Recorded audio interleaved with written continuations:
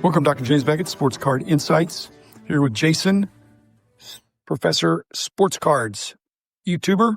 Kind of like dueling questions, except he was asking all the questions. Appeared on his show, probably 45 minutes, and I've broken it up into a couple of 15-minute segments for my audience. Thanks sponsors, Topps, Panini, Upper Deck, Heritage Auctions, Hugs and Scott Auctions, Mike Stadium Sports Cards, Burbank Sports Cards, ComC.com, and Beckett Media, Beckett Grading, Beckett Authentication. Enjoyable time. What's wrong? What's right? What could be fixed? What is not getting fixed? Again, thanks, Jason, for the good questions. And here it is. Tonight, I'm lucky enough to talk to Dr. Jim Beckett, in my opinion, one of the most influential figures in the history of sports cards. Beckett was a part of my childhood, a part of a lot of our childhoods. Started in 1984. In 1999 is when they start their grading service. I just want to say thank you to Dr. Beckett for coming on and welcome. Jason, I'm even older than you suggested because I really got started in the 70s and was doing price surveys as early as 1976. Wow. Okay. Are you still buying or selling cards? Are you involved in the hobby in any way? I've gone from being a hobbyist to being in the business to back to being a hobbyist. I go to a show every other month here in Dallas, which is great. I go to the National every year. I've never missed one. But again, it's as a hobbyist. One of my viewers saying they see you at the Dallas Card Show and you're spending hours in dollar boxes. Is that correct? Why is that so surprising? That's so neat. That is awesome. They don't hear that. I've always been a long tail guy.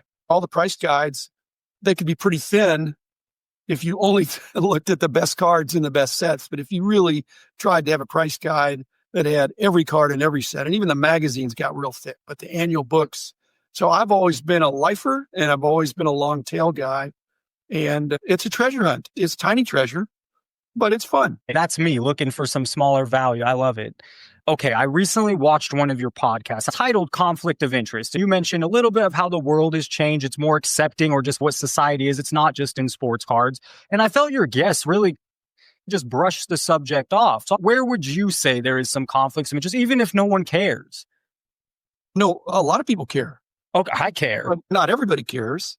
And if you count caring by how they talk instead of how they walk, they complain, but then they keep doing what they're doing. But the people in the room, it was a very eclectic group representing hobbyists all the way up into some of the big entities in the industry. And I think my thesis was correct, that conflict of interest is not as big a deal as it would have been 50 years ago, 40 years ago, 30 years ago. It's still a deal. And if you mess it up, if you betray the public trust, and the company that's getting hit on is PSA and collectors because they've diversified, but they're not stupid. They're trying to expand their business. And if they mess up, if they betray the public trust in a meaningful way, then they jeopardize their whole business. I don't think they've gone into these new initiatives lightly. Fanatics, same thing. Fanatics is a conglomerate now. Now, Panini is currently in a lawsuit with Fanatics, and that could just be child's play, but over a monopoly. Do you see PSA? I know it's not a monopoly, but it just seems like there's some lines being crossed to me. And you make a great point. They're not stupid. They have lots of money, have a great legal team, and they didn't go into these things lightly. They're controlling so many angles. Jason, the control they have, people have given to them by giving their cards and their dollars. And PSA is not a monopoly. They're the dominant market leader, and that's very different. There are other alternatives. If you're complaining, then you can decide to do something different. But I guess my conflict of interest or my issue with it would not just be an upcharge. It would be now they're doing graded grails. Now they're doing buybacks. And that's so new. That's really a new pivot, only come about the last year. And so why be so accepting? They're a grading company. We respect them for being a third party and being a grading company. And now they really want to make a lot of money. They see value and money in the sales side, and so they want to get in that side. The way you're posing it is that they're a grading company. Nat Turner doesn't see it as, and he's the CEO. All right. He doesn't see it as a grading company. He sees it as a key company in the industry that wants noble goals, including making money and bringing in new initiatives. I think if they were just a grading company and they were forced to stay in that lane, that's unenforceable, Jason. They're not doing anything illegal. They're not forcing anybody to give them business. And yet they have a dominant market share in spite of everything you're saying. I enjoy your wisdom. I also argue, let's play the breaking world or some of the card shops that are popping up everywhere. Eventually, there's going to be 2 or 3 big dogs, maybe 10, and no one can compete. So PSA is almost proving my point first, that they're the one that no one can compete with. And sooner or later, people can't compete with the top players in the big money. And so I feel like a lot of these card shops popping up, or a lot of the lower breakers, they're definitely already struggling keeping up with the bigger guys. But eventually, it'll just be the big few. I don't agree.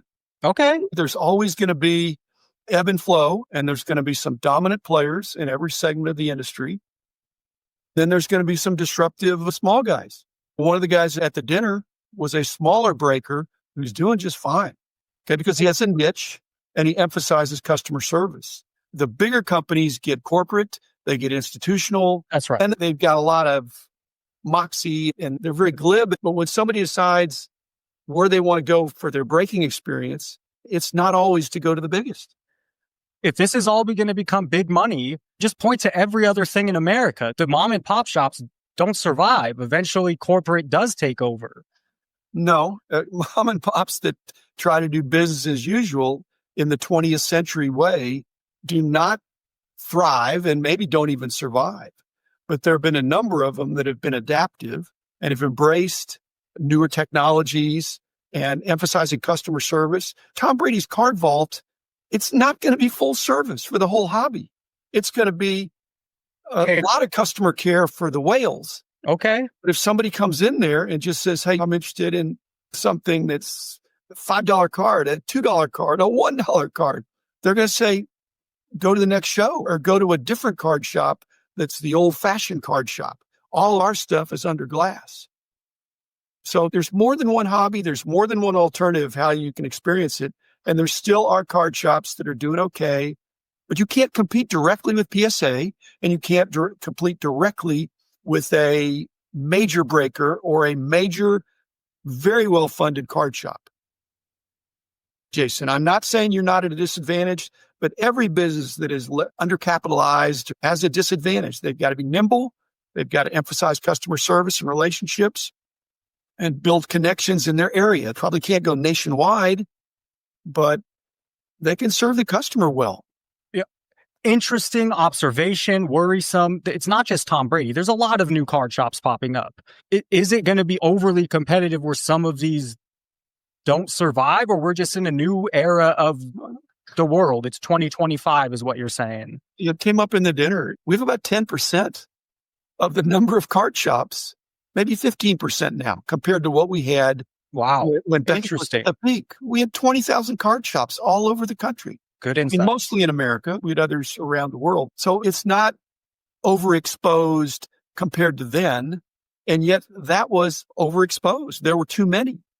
In a capitalistic system, as long as things are fair, I don't like cheating, but if everybody plays fair, and again, the field is not level, some people have advantages based on, like I said, more capital. But a card shop can make it as a new card shop, as an old-fashioned card shop that brings in some of the new technology.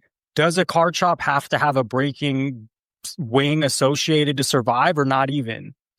I don't know, it has to, but I think it seems wise to investigate it. If you're in the business of the hobby, you need to consider alternatives, different approaches, and trying to figure out a way you can carve out your niche as a business. Maybe expand it, maybe shrink it, and I want to lower price. But if you're a consumer, then you need to consider the alternatives. Unless there's only one card shop in each town. And Jason, we had that 7 years ago. And now we've got multiple, and some do better than others. Okay, let's go to the consumer side, because my main frustration, the overprinting bothers me to no end. It makes me not want to buy almost any new product because there's hundreds upon hundreds, if not tens of thousands of Wembanyama rookie cards. And it crushes me as someone that loves cards and just loves collecting rookies. And there's other people like me. I'm not the only one. Are they shooting themselves in the foot with the overprinting? Is it just making them a ton of money? Where do you stand on tons of parallels, tons of serial numbers? The collector in me says there are too many. I agree.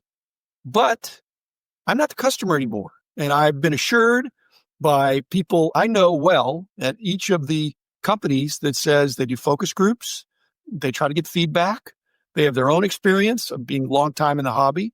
Still, I agree with you. I think there are too many because I think it becomes the book paradox of choice where there's so many you throw up your hands. But until the card companies see a mass exodus of collectors saying, I give up, I'm out of here, the economics of it, Jason, the more parallels, that means you can produce more with it still being fresh and keep the chase. There have to be multiple chase elements, not just the best card per product. I can only speak for me, and I know there's other viewers, so I don't want you to maybe belittle my thoughts. I'm 40 years old. They lost me in about 2019. I was buying in 17, Vlad, Mahomes, that stuff, and then it just got pricey, and then the overprinting. So I am a customer. I should be a customer. Maybe they just don't care about my segment of the people that they lost. And maybe you're saying it skews younger. Maybe it's not someone long-term in the hobby. I don't know, but they definitely lost my money in buying their product.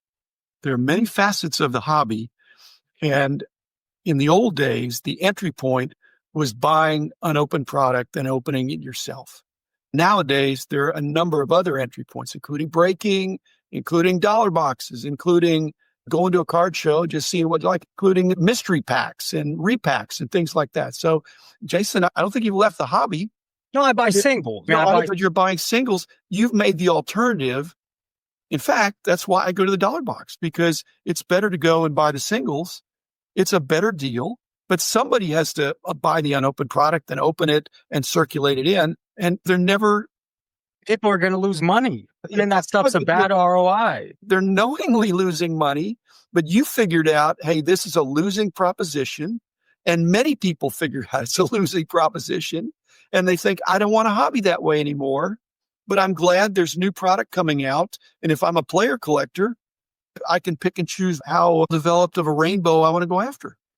But you look at the future and it's just all the overprinting. In a decade, there's going to be so much. They weren't printing this way in 2015. So these dollar boxes we looked at are going to overflow with neat and cool inserts and cards because there's just so much of it. I know. And I do audio podcasts, but I'm smiling because that's exactly what's happening, because I've made a choice. I've the alternative of buying something. The good thing about getting in a break or buying a box is that you have not unlimited potential, but you have a chance. You're saying there's a chance that I could get something really great.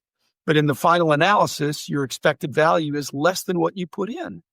And more people are going to be like you, Jason. That's the smart thing to do if you're trying to have a self-sustaining hobby. Buying singles, that's the way it was in the old days. The veteran dealers and collectors, they were trying to complete their sets and buy interesting cards. They weren't excited about the brand new cards. They gradually worked their way back. And you probably are doing that too. And I learned that at 17 years old, though. But I just find the sustainability of it. As you say right now, and they've done these market group, focus groups, and that's some good insight. People end up moving to say that you learn, unless there's whales that love to gamble. The settlement learns pretty quick that, hey, I can't be opening this stuff. Well, they're not whales. They're wannabe whales. Hey, okay, we can agree there. Because a true whale is like the millionaire next door. They're savvy.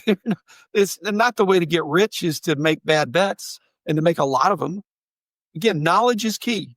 You've been in the hobby enough and you've interviewed people and you've looked at it and studied it. That's not the way you want a hobby. And so you're not leaving the hobby. If people are leaving the hobby, then you'll have some different focus groups and they'll be frustrated.